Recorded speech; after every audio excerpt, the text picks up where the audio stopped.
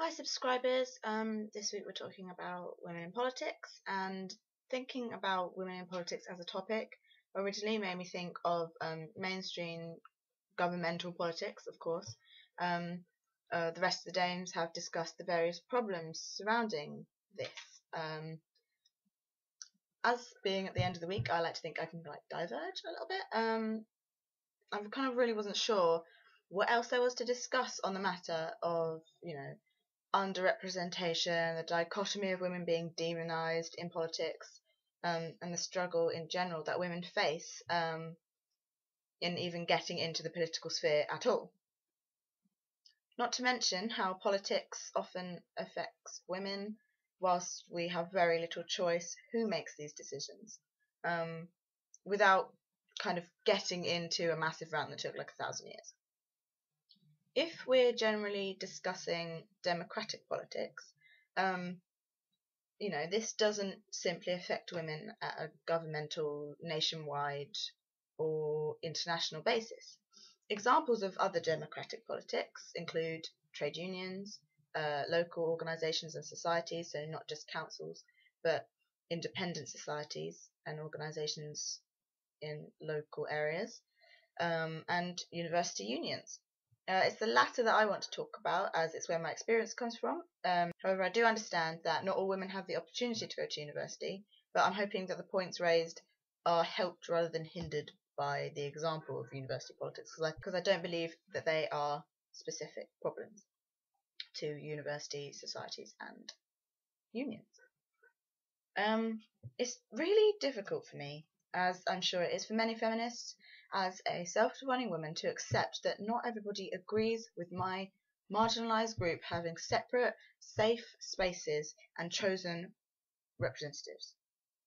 It actually seems to be that we've regressed in the 1980s from some accounts, and I'm kind of biased here because I don't have any proper backed up research, so if you do, holler. But accounts of people that I knew who went to university in the 1980s, women who did, within, specific university-specific spaces, the attitude towards women guiding and creating their own representation was generally supported.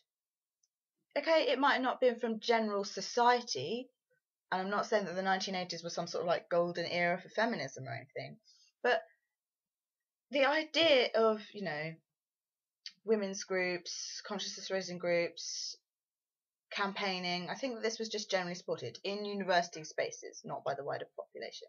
I think obviously again this must depend on the university you went to, where you went, but I've heard this from some people who went to uni at the time. So yeah, okay, they had more or perhaps equal, depending on how you look at it, a pressure to fight in the 1980s and late 70s, but I think it seemed that it wasn't such a struggle through treacle for them as it would have been a decade earlier, or as it seems to be now, 3 decades later. And that's not in achieving their aims, that's in actually the ability to mobilize and have these spaces and not have them threatened. Because I think that now we seem to just have a really, really true minority of people who are supportive in the need for a democratic union-like organisation to have female-defining representatives. And these people, in my experience, are often limited to people in those unions or closely related to them, like, die-hard feminists like ourselves. The whole structure, which is one that has been in place since, the second bloody wave, it seems to be really being threatened. And this is only one example of what I'm sure other dames have explained is an obvious trend. And this is not news. This is not news flash or anything. This has been happening for bloody ages, obviously. So, now it's not only being threatened at a simple level, but from all corners. Everybody's asking, why must we have a feminist society? Why can't we have a men's rights movement? Why can I not facilitate this all-female defining meeting if I'm male? And other similar whines. Now, there are people who are still totally on the defensive of this attack and preparing offensives.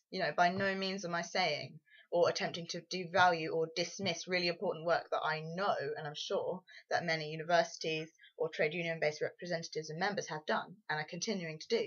I'm kind of more commenting on the general trend that it seems to be some sort of political correctness gone mad scenario when, you know, this is like not the first time that we've needed extra fierce representation, or campaign publicity has needed more awareness. This isn't new, you know. I just think that what has happened to this culture of like university being all like hippie and shouty and wonderful and not just a huge drink fest? Or is this just like a dream I made up from watching too many Willie Russell plays? Maybe. I'm not sure, but what I'm sure of is that the problems that we face with women and government and international politics, as discussed by the rest of the dames, has trickled right the fuck down to the teensiest levels, and I really think that without some serious reshuffles and a lot of fuss, it's going to stick like glue.